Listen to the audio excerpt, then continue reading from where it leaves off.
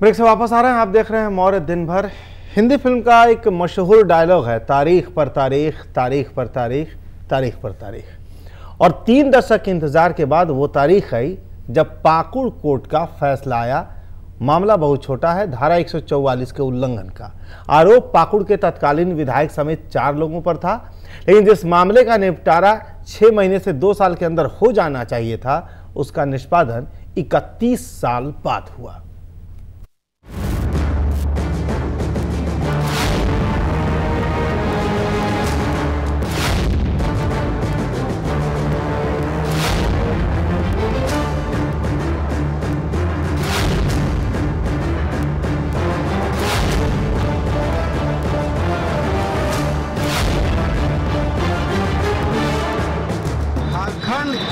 राज्य में judicial system इतना लचर पचर है कि एक केस जो है 30 साल तक अभियुक्तों के सर पर तलवार के रूप में लटका रहे और इस तरह का विलंब से मेरा केस नहीं, हमको लगता है कि पूरे झारखंड में इसी तरह का जुडिशियल सिस्टम चल रहा है।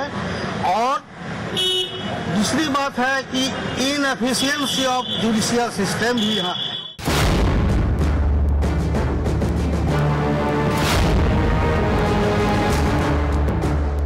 की तरफ से इस केस का कोई वादी को प्रस्तुत कर सके और ना कोई दूसरा गवाह को प्रस्तुत कर सके, और इसके चलते जो है 31 वर्ष तक ये केस झूलते रहा।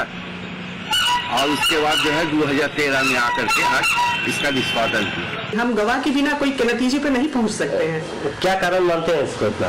ये गवाह के लिए ही रुका हुआ था।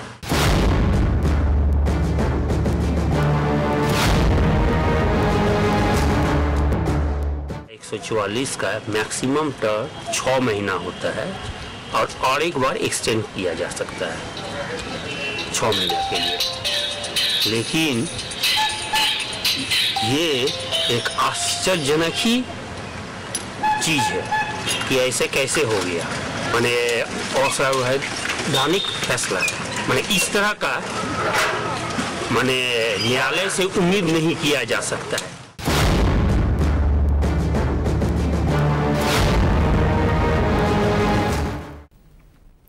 पुलिस ऑफिसर्स पर आधारित कई फिल्में आपने देखी होंगी, लेकिन आज जो कहानी हम आपको दिखाने जा रहे हैं वो कोई रियल लाइफ नहीं बल्कि रियल लाइफ स्टोरी है, जहां देशभक्ति का जुनून ऐसा चढ़ा कि एक शख्स ने समाज सुधार के लिए अपना लिया फर्जीवाड़े का सहारा लिया और बन बैठा आईपीएस अफसर।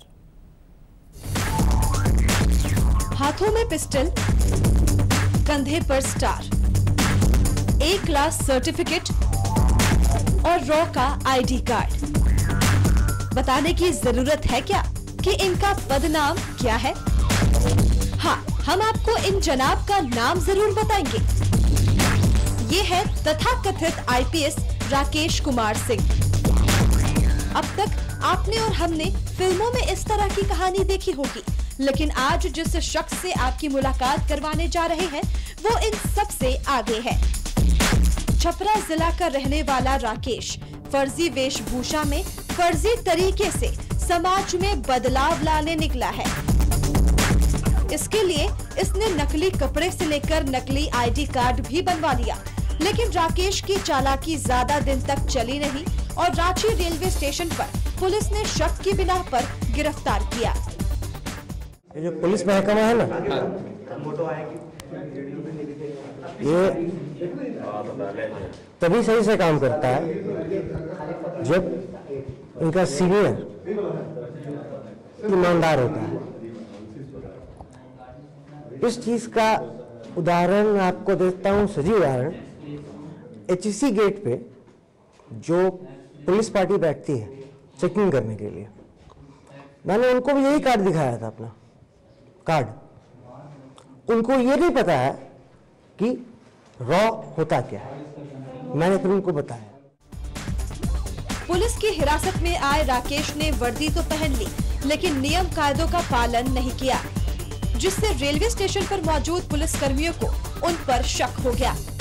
फिर क्या था, दूसरों को सलाखों के पीछे पहुंचाने वाले आईपीएस खुद पहुंच गए हवालात की हवा खाने।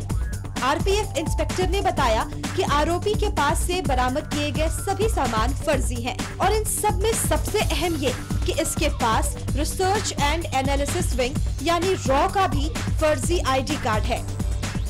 भी कहा नहीं जा सकता है, ये इन्वेस्टिगेटिंग अथॉरिटी जो मतलब पुलिस है, पुलिस करेगी। ये हमारे ट्रांसपोर्टिंग पार्टी अभी हावड़ा से हटिया आती है, उसी में मतलब सबके आधार पर इसको डिटेन किया गया। इसको चेक करने पर कुछ मोबाइल और मतलब आपका ये जो पेन ड्राइव और जो डॉक्यूमेंट्स है वो कुछ फर्जी है, ड्रेस भी फर्जी है, इतना ही मतलब अभी हम बता सकते हैं। आइडेंटिटी कार्ड किसका है? आइडेंटिटी कार्ड रॉ का है, फर्जी है। फिलहाल फर्जी तरीके से देश और समाज में बदलाव लाने की बात करने वाला शख्स सलाखों के पीछे है। पुलिस मामले की तह तक जाने की कोशिश में लगी है, साथ ही पता कर रही है कि क्या वाकई पुलिस अधिकारी के वेश में आरोपी समाज बदलने निकला था या किसी बड़ी घटना को अंजाम देने। सुजाता गिरी के साथ सैयद शारिफ इब्राहिम, रांची, मॉर्निंग।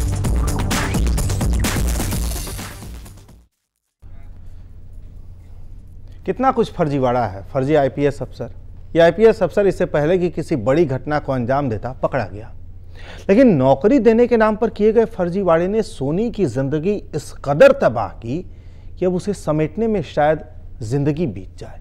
लातेहार की रहने वाली सोनी नौकरी की तलाश में दिल्ली गई। नौकरी तो नहीं मिली, मिला सिर्फ धोखा और न्याय की दरकार में ठोकरें खाने की मजबूरी।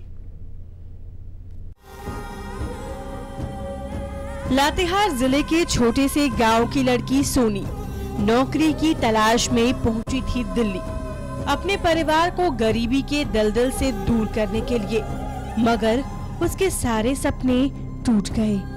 इतना ही नहीं, उसकी इज्जत भी तार तार हो गई। ललन पंडित था और वो जबरदस्ती किया, वो भी रात को किया और सुबह सबको पता चला। बोली कि नहीं कि आ जाओ, इधर ही बाहर से लगा देंगे। हम लोग गए तो सिर्फ चुन चुन के लेके जा रहा था।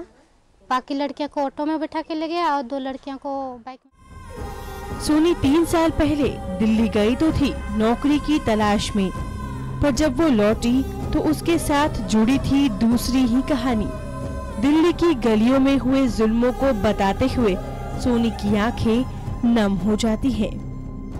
ऐसी बात है मैडम कि नहीं कि वहाँ एजेंसी से काम नहीं करना है। उसने बोला कि नहीं कि फिर बोला ठीक है बेटा तेरे को उधर लगा देते हैं।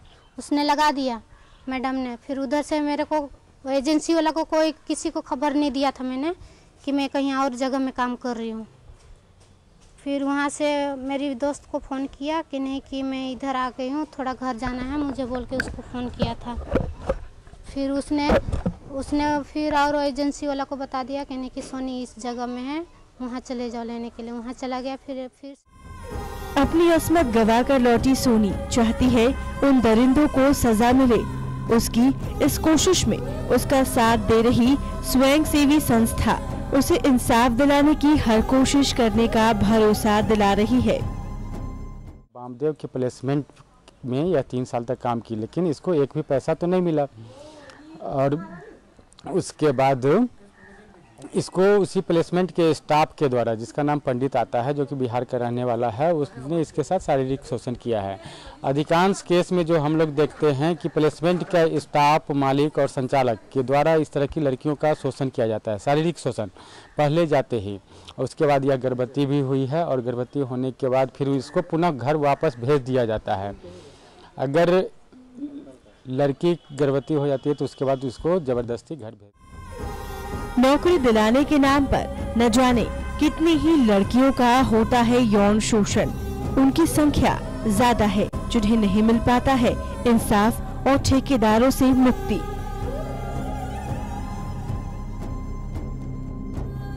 सैयद शारिफ, रांची, मॉर्निंग।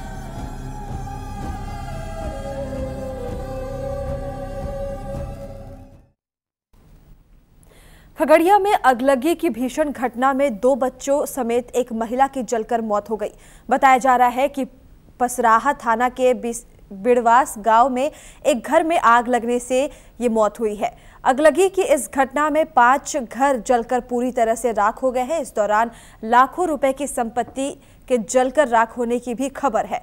घटनास्थल पर पहुंचे प्रशासनिक अधिकारियों ने इस घटना में पीड़ित परिवारों को उचित मुआवजा देने की बात की है।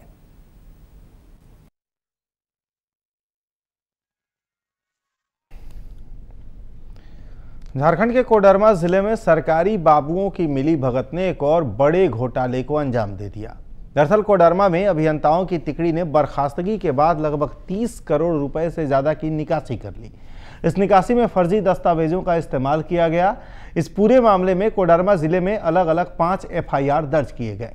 मामले में अब पुलिस का शिकंजा कसने लगा है। एक आरोपी अभियंता विवेकानंद चौधरी फरार चल रहा है। रांची स्थित उसके घर की कुर्की जब्ती की गई।